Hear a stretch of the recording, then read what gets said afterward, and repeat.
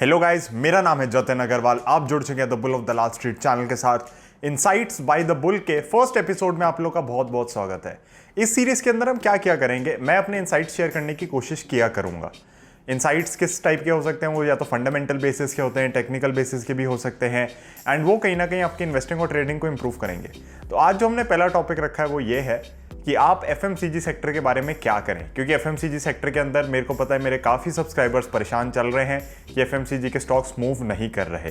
तो FMCG sector को ज़रा क्विकली डिकोड कर लेते हैं कि वो आपके पोर्टफोलियो में क्या करता है। सबसे पहली चीज़, पोर्टफोलियो में एफएमसीजी स्टॉक्स स्टेबलाइजर की तरह काम करते हैं, यानी कि अगर कोई भारी गिरावट आ रही होगी तो आपने देखा होगा जो एफएमसीजी के स्टॉक्स हैं वो उस हिसाब से नहीं गिरते, तो कहीं ना कहीं एक स्टेबिलिटी प्रोवाइड करते हैं आपके पोर्टफोलियो को।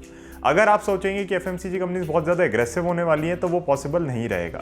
तो मेरे हिसाब से एफएमसीजी आपके पोर्टफोलियो में होना तो चाहिए, बट वो उस एलोकेशन में होना चाहिए जिसको आप मान सकें कि ठीक है 12 से 15% पे ही कंपाउंड करोगे, भले ही बाकी शेयर्स आपके 20, 25, 30% पे भी कंपाउंड कर रहे हैं। तो ये आपका थॉट माइंड में पहले से ही होना चाहिए।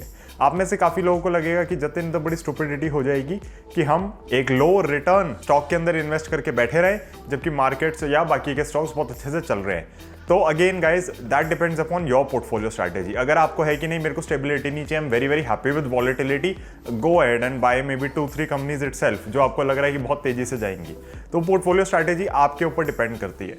पर्सनली मैं क्या करता हूँ, personally I have FMCG in my portfolio, but what we have done is we have been able to identify those FMCG aggressive stocks जो है ना मार्केट के अंदर, एंड वही हमने क्लाइंट्स को बाइंग भी कराई है।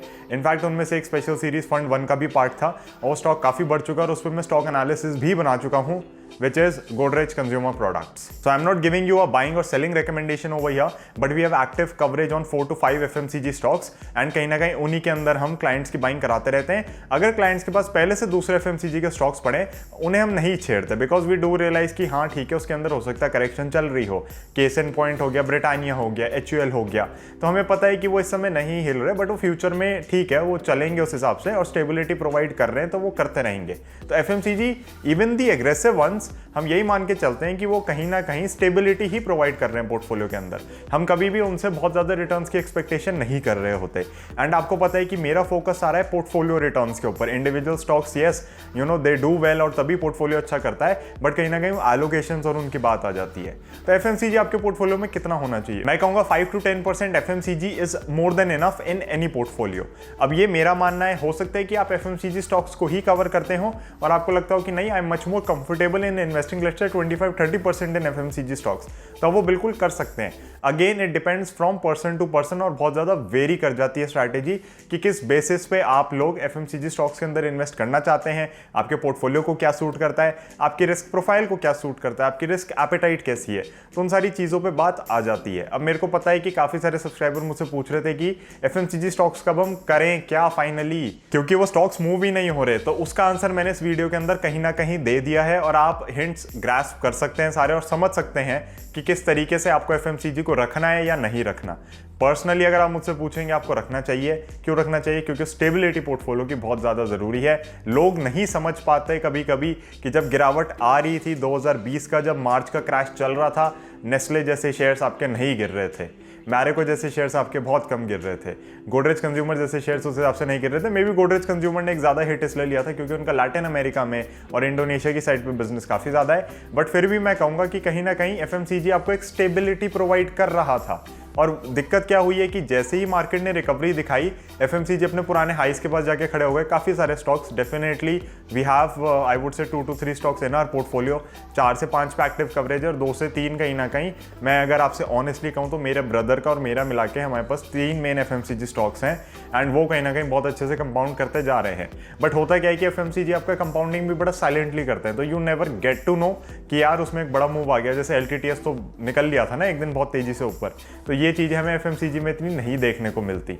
बट वही बात हो जाती है कि मुझे चाहिए स्टेबिलिटी अपने पोर्टफोलियो में, तो मुझे लगता है एफएमसीजी मेरे पास होना चाहिए।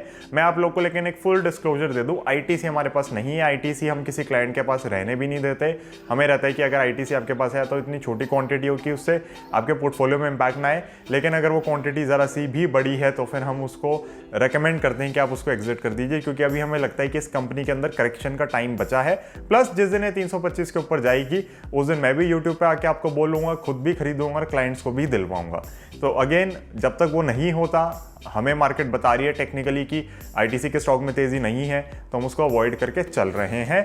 जिस दिन लगेगा मार्केट को भी कि नहीं ठीक है, आईटीसी के ऊपर अब जाना चाहिए, तो हम भी आईटीसी के साथ साथ सवार हो जाएंगे। और हमें पता है कि बिल्कुल इन्वेस्टमेंट ग्रेड का स्टॉक है, उसमें कोई दिक्कत की बात नहीं है। कैश फ्लो है कंपनी के पास। इनफैक्ट जब मार्च 2020 का क्रैश आया था, तो यश और मेरी जो भी डिस्कशन हुई थी वो यही थी कि अगर लेट से ये सिनेरियो इस टाइप का वापस आना है, तो let us shortlist companies which are very very cash rich, ताकि वो सर्वाइव कर सकें। ITC was a top pick. कुछ भी हो जाएगा, ये कंपनी चलती रहेगी, इसका बिजनेस बहुत अच्छा है, बहुत ज़्यादा है। एंड फिर कुछ स्टडीज ऐसी भी सामने आई ना कि आपको वायरस कम इम्पैक्ट करता है अगर आप स्मोक करते हो सिगरेट, जो कि मेरे को बहुत स्ट्रेंज लगा, क्योंकि लंग्स तो डैमेज लेते ही हैं। बट फॉर सम और the other reason I have read 2 studies on this, और साइंटिफिक स्टडीज है प्रॉपर, विच आर सेइंग कि हमने देखा है कि जो स्मोकर्स हैं उनको कोरोना वायरस कम इम्पैक्ट करता है। बट अगेन, उन स्टडी का यही कंक्लूजन था कि इसका मतलब ये नहीं कि आप स्मोकिंग करना शुरू कर दें, क्योंकि स्मोकिंग के हार्मफुल इफेक्ट्स बहुत ज़्यादा हैं। Personally I don't drink, I don't smoke, and आप लोग करते हैं तो आप कर सकते हैं, it's a democracy. But yes, unhealthy eating habits and unhealthy lifestyle habits are something that I would like to avoid. And मैं भी यही चाहूँगा कि आप लोग भी ना करें, फिटनेस वगैरह पे ज़्यादा ध्यान दें, तो that is anyway better for you, your family and for others as well. तो guys, coming back to the topic, क्या हमें एफएमसीजी के अंदर दिमाग लगाना चाहिए इस समय?